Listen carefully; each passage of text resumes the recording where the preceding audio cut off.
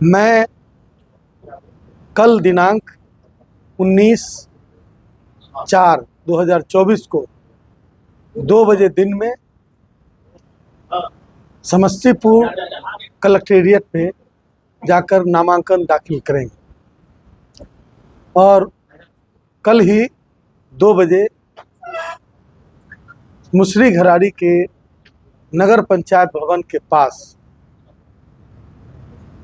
माननीय तेजस्वी प्रसाद यादव जी आ रहे हैं और वहां आम सभा के रूप में जो नामांकन पत्र दाखिल करने के बाद लोग आवेंगे उनको माननीय तेजस्वी प्रसाद यादव जी संबोधित करेंगे।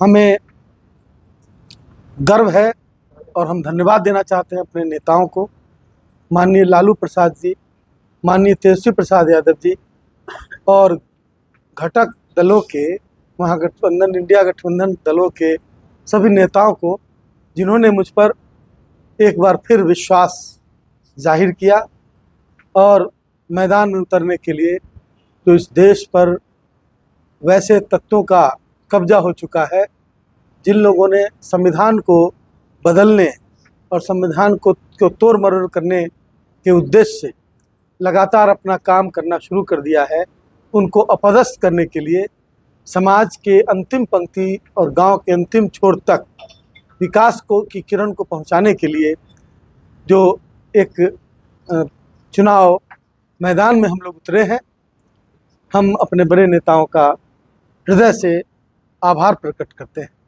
और उससे भी ज़्यादा आभार प्रकट करते हैं यहाँ की महान जनता का, जिन्होंने आलोक मेहता पर विश्वास किया, पहले भी विश्वास किया है, लगातार इस क्षेत्र से किसी न किसी रूप में मुझे सदन में भेजकर और अपने विश्वास को व्यक्त किया है। मैं उस विश्वास का और उस एहसास का सम्मान करता हूं और उनके प्रति अपनी कृतज्ञता व्यक्त करता हूं। आज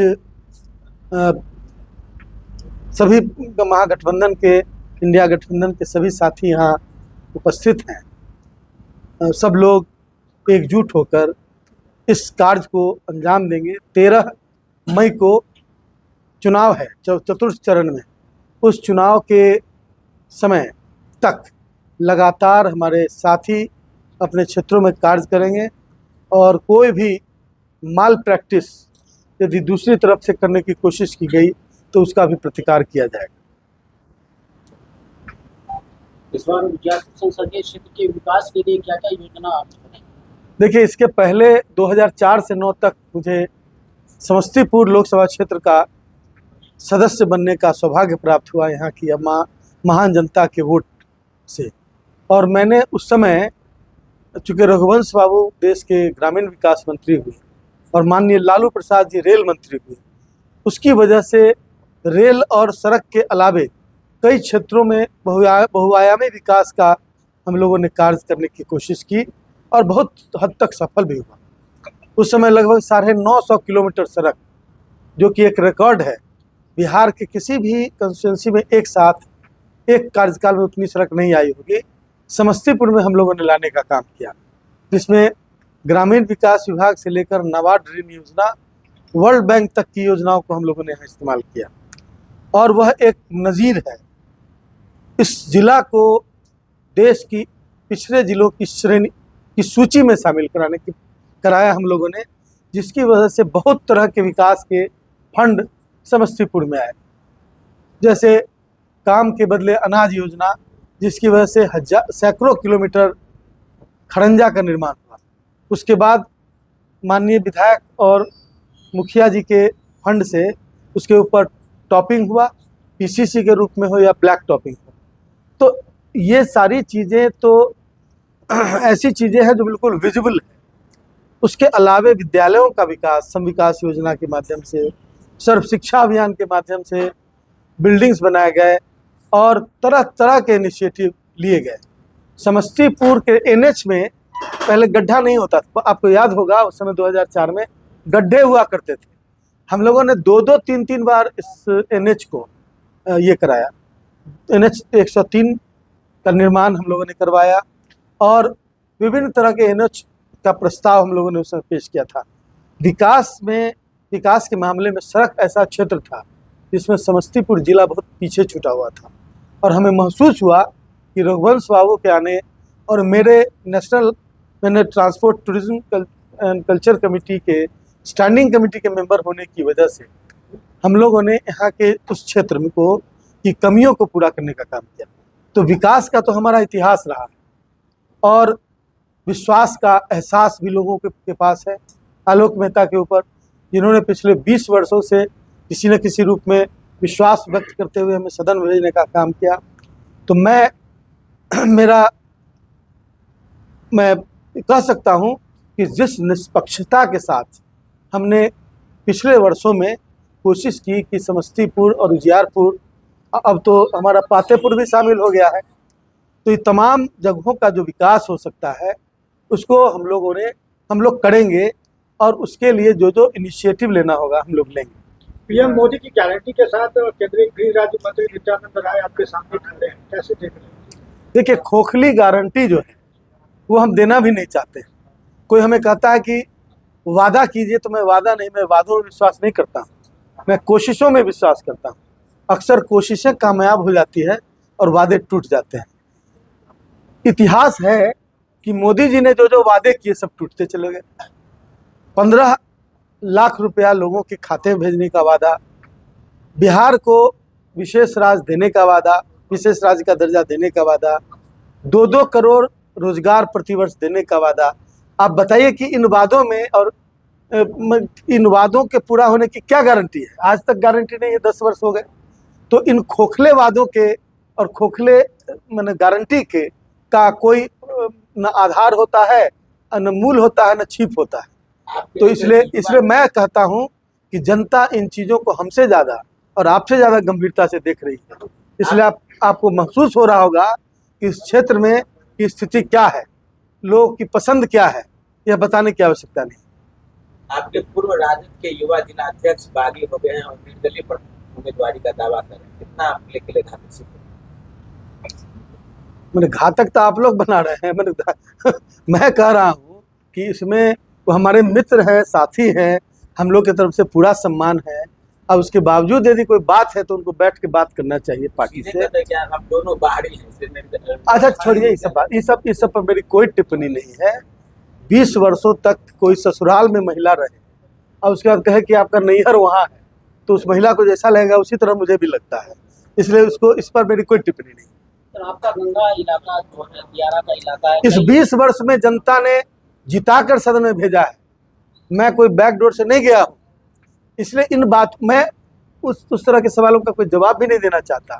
और मैं समझता हूँ कि हो सकता है कि कहीं कोई कमी रह गई हो उनके मामले में, तो जाके नेता से मिलना चाहिए, उनसे बात करनी चाहिए। ये आपका गंगा का इलाका है, कई दियारा इलाका है, हरदासपुर है, से जो अभी भी नाव से सवारी करते हैं, उस इलाके में विकास के लिए अगर आप जीतते हैं तो क्या करें? देखिए, ये मैं फिर कह रहा हूँ कि वादा करने के बजाय प्रयास पर मेरा भरोसा है। क्या प्रयास होगा? तो मैं वही समझता हूँ कि उसके लिए क्या प्रयास हो सकता है, क्या योजनाएं हम लोग ला सकते हैं। दियारा विकास की योजनाओं का इनिशिएटिव माननीय तेजस्वी प्रसाद यादव जी हमारे नेता हैं, उन्होंने लाया है, और उन्होंने कहा है कि दियारा को भी एक विकसित ग्राम और विकसित कस्बे की तरह विकसित किया जाएगा। मतलब एक इनिशिएटिव लिया जाएगा। अब पूरे दियारा में जो है बिना खाद की खेती होती है, और आजकल ऑर्गेनिक युग आ रहा है, तो एक बहुत बड़ा स्कोप उसमें छिपा हुआ है। दूसरी बात है कि इंफ्रास्ट्रक्चर, गंगा का रुख जो है पर्यावरणीय कारणों से बहुत उसको बांधने की कोशिश नहीं की जा रही, लेकिन बाढ़ बचाव तक की इनिशिएटिव लिए जाते रहे हैं। मैं समझता हूँ कि पर्यावरण यदि साथ दे, मौसम और पर्यावरण यदि साथ दे, तो इसको बहुत अच्छी तरह सजाया जा सकता है। पर्यटन विकसित किया जा सकता है, पर्यटन जैसे उद्योग वहाँ विकसित किए जा सकते हैं, और जो खेती है वहाँ की उसको संगठित किया जा सकता है, मतलब ऑर्गेनिक खेती के रूप में। तो उसका आर्थिक विकास खुद ब खुद होगा।